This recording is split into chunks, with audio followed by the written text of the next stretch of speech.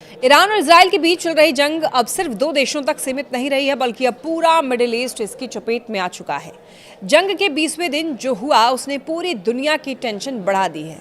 सबसे बड़ी खबर यह है कि ईरान ने कतर के सबसे अहम गैस हब रास लाफा इंडस्ट्रियल सिटी पर मिसाइल हमला कर दिया और ये वही जगह है जहां से दुनिया के बड़े हिस्से में एलएनजी यानी कि गैस सप्लाई होती है।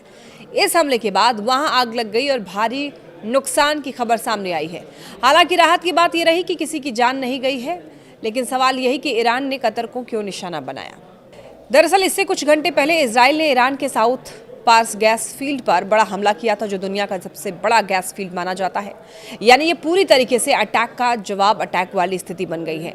इजराइल ने ईरान के एनर्जी सिस्टम को निशाना बनाया है और ईरान ने बदले में गल्फ देशों के एनर्जी इंफ्रास्ट्रक्चर को टारगेट करना शुरू कर दिया है। लेकिन कहानी यहीं पे ख़त्म नहीं होती है। कतर ने इस हमले के बाद बड़ा कदम उठाया है। उसने ईरान के कई वरिष्ठ अधिकारियों और राजनयिकों को देश से बाहर निकाल दिया।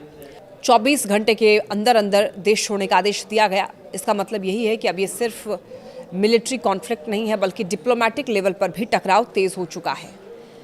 ईरान ने यह साफ चेतावनी दी है कि गल्फ के तेल और गैस ठिकाने अब उसके लेजिटिमेट टारगेट्स हैं। इसके बाद कतर, सऊदी अरब और यूएई जैसे देशों में कई जगहों को खाली कराया गया है, क्योंकि किसी भी समय हमला हो सकता है। अब इसका असर देखिए सिर्फ मिडिल ईस्ट तक सीमित नहीं है। इस पूरे तनाव का असर दुनिया की इकॉनमी पर भी पड़ रहा है। तेल की कीमतें तेजी से बढ़ रही हैं, सप्लाई चेन प्रभावित हो रही है और ग्लोबल मार्केट में अनसर्टेनिटी बढ़ती जा रही है। और खतरनाक बात यह भी है कि अब इस जंग में अमेरिका भी इनडायरेक्टली शामिल होता हुआ दिख रहा है। अमेरिकी राष्ट्रपति ने साफ चेतावनी दी है, अगर कतर पर हमला हुआ तो ईरान को भारी कीमत चुकानी पड़ेगी। अब स्थिति क्या है देखिए, एक तरफ इजराइल ईरान के अंदर बड़े बड़े टारगेट्स पर हमला कर रहा है, दूसरी तरफ ईरान पूरे गल्फ रीजन को निशाना बना रहा है। ये जंग अब लोकल कॉन्फ्लिक्ट नहीं रही है, धीरे धीरे एक रीजनल वॉर बनती हुई दिखाई दे रही है। इससे कई देश इसमें शामिल हो सकते हैं और कई देश प्रभावित हो रहे हैं।